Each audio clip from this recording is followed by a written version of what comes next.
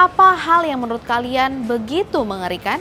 Wali Kota Solo Gibran Rakabuming Raka mengatakan bahwa isu tambang ilegal di Klaten dibackingi seseorang yang memiliki kuasa besar dan mengerikan. Hal ini dikonfirmasi oleh Gibran saat menanggapi cuitan dari netizen di Twitter yang menceritakan soal tambang ilegal yang ada di Klaten, Jawa Tengah.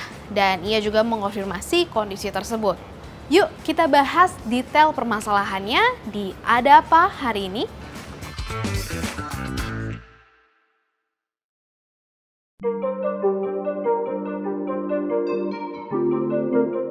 Bukan hanya Gibran, Gubernur Jawa Tengah Ganjar Pranowo juga ikut dicolek oleh netizen di Twitter.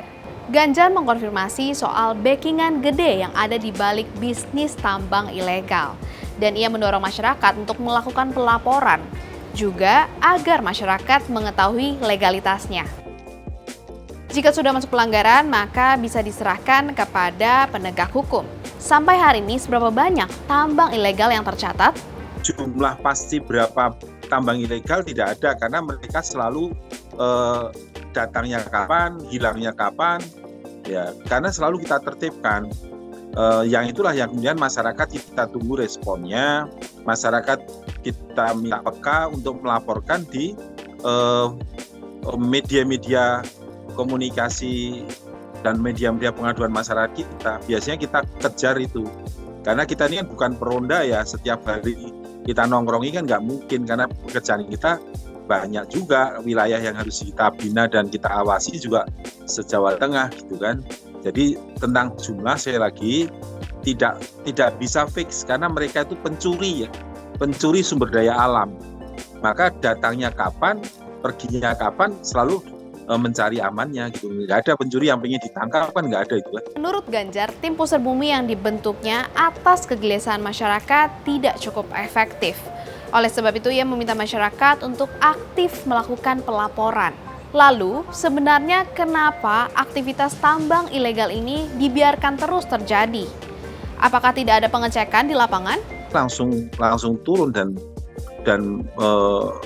pertama sebenarnya konsepnya kita ingin membina.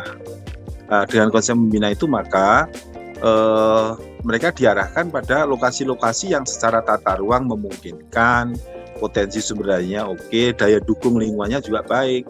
Nah, tetapi saya lagi mereka itu punya watak yang begitu, jadi makanya harusnya mereka bertobat lah, itu selesai lah mereka dengan cara itu. Nah, maka kita sangat berharap masyarakat juga memahami dan melakukan upaya penolakan usaha mereka maling gitu loh. Kalau maling itu kan datangnya kapan, perginya kapan gitu kan. Salah satu netizen Twitter mengatakan ada 20 titik daerah penambangan ilegal, namun tidak ditindak tegas. Dan ia juga menandai akun Twitter resmi Kapolri Listio Sigit dan Ganjar Pranowo. Siapa saja sih yang sebenarnya paling terdampak dari pertambangan ilegal ini?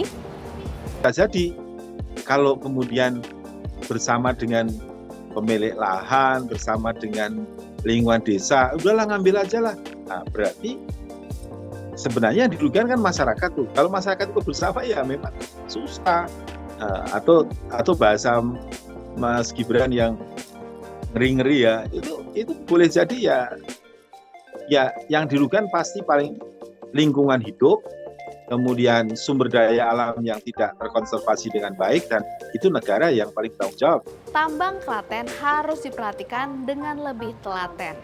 Jangan sampai hanya menguntungkan salah satu pihak.